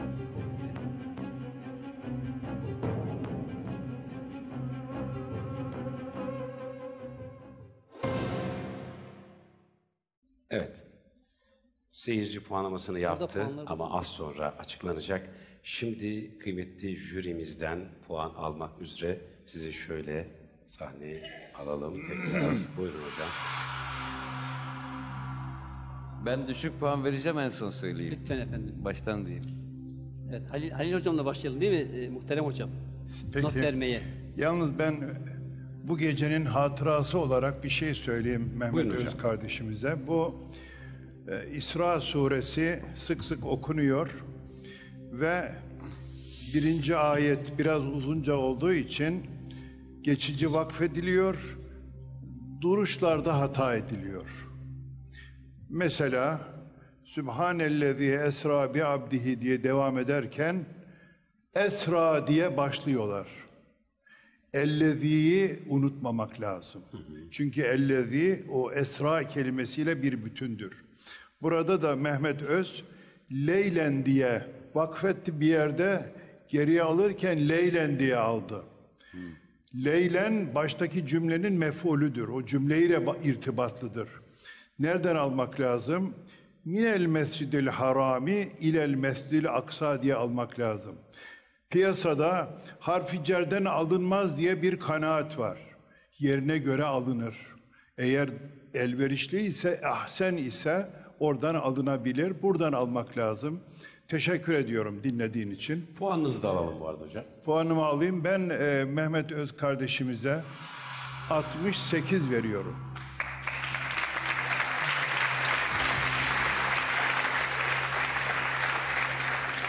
Osman hocam sizden alalım. Ben mi vereyim? Sizden alalım. Yani benim puanım Halil hocamın puanından her halükarda yüksek mi olur diye düşünüyorsunuz? Öyle görünüyor. Halil hocam o şerhi düştüğü için. Evet. Ben de değerli kardeşim, sevgili Mehmet kardeşime 60 puan vereceğim. 60 puan. Evet. Üzülerek yani de olsa 60 vereceğim. Bu çalışmamanın yetenekle alakası yok. Yani bak hocam söyledi işte. Birçok konuda senin eksiklerini tamamlaman gereğine işaret buyurdu saygıdeğer hocam. Yani benim söylediğimi teyit etti. Adam çalışmamış işte. Ve üzgünüm. Eğer çalışırsan başarırsın ama şimdi çalışmamışsın ve 38 puanı ancak alabilmişsin. Evet. 60, 68 ve 38 toplamında da 166 puan aldı Mehmet'imiz. Tabii ki her defasında söylüyoruz. Seyircilerimizin puanı da etkileyecek genel puan tablosunu. Şimdi Mehmet Öz'ümüzü uğurluyoruz. Çok teşekkür ederek. Size teşekkür ederiz Mehmet'ciğim. Evet. Malumunuz Mehmet'imiz son yorumcumuzdu. Bugünün son yorumcusu. Az sonra sakın bizden ayrılmayın. Bütün hafızlarımız sahneye tekrar gelecekler ve puanlarının üzerine bugün stüdyoda puanlama yapan izleyenlerimizin puanı da eklendikten sonra günün birincisi belli olacak az sonra. Heyecanın doruk yaptığı şu dakikada jürimizden 182 puan almıştı ve stüdyodaki izleyenlerimizin de 82 puan verdiği isim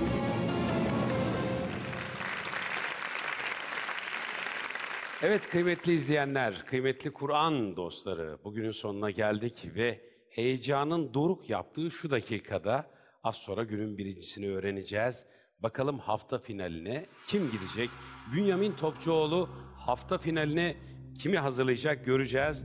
Ben hemen puanlara geçmek istiyorum daha fazla sizleri heyecanlandırmadan. Efendim, kıymetli jürimizin 165 puan toplamıyla puanlamış olduğu yarışmacımıza seyircimiz 73 puan vermiş ve Mustafa Sarıgül bu sonuçla 238 puan almış.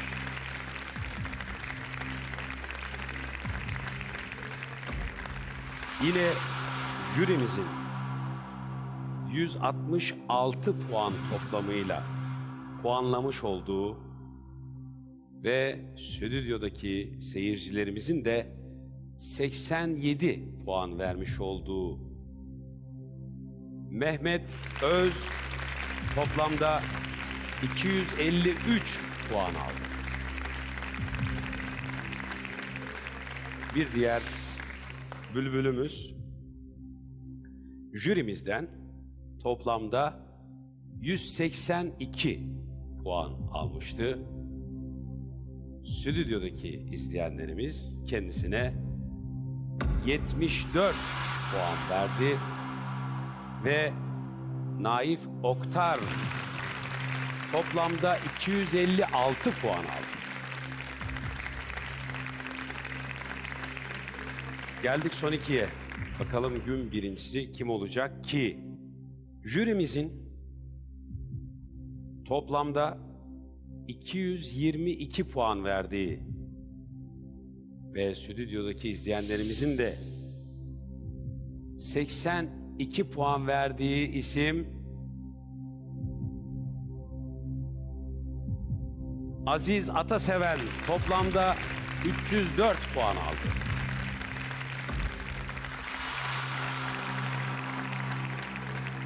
Jürimizin 231 puan toplamıyla puanlamış olduğu ve stüdyodaki seyircilerimizin de 81 puan verdiği İsmail Uyanık toplamda 312 puan alarak gün birincisi oldu ve hafta finalinde İsmail Uyanık, Hafız İsmail Uyanık'ı tekrar dinleyeceğiz inşallah.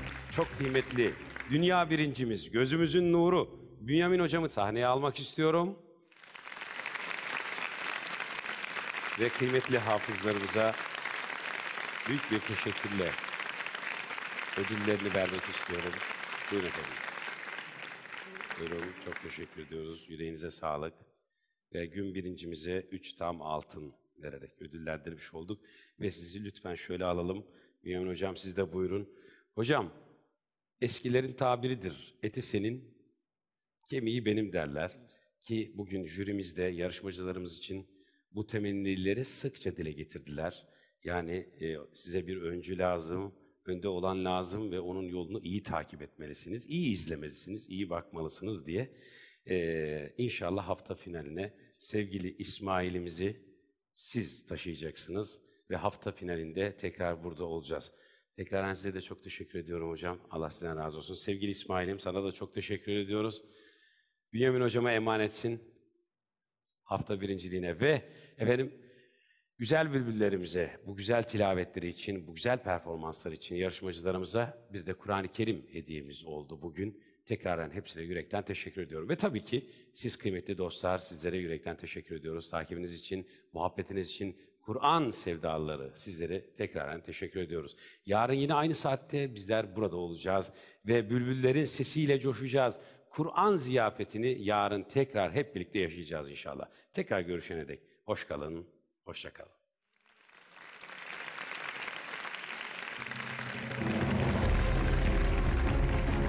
وَإِذَا شِئْنَا بَدَّلْنَا بِرَبِّكُمْ فَيَقُومُ الْحِسَابُ. Hocamın her şeyi güzel. Cenab-ı Hak lütfetmiş, ihsan etmiş. Çok rahatsız edici bir tonda seyrettiniz. Seste bir güçlülük var yani. Kesinlikle. Az kebap yesin o zaman. Şöyle nazar edince burnuma fırın kebabı kokusu geliyor. Allah'a emanet olsun Erzurum.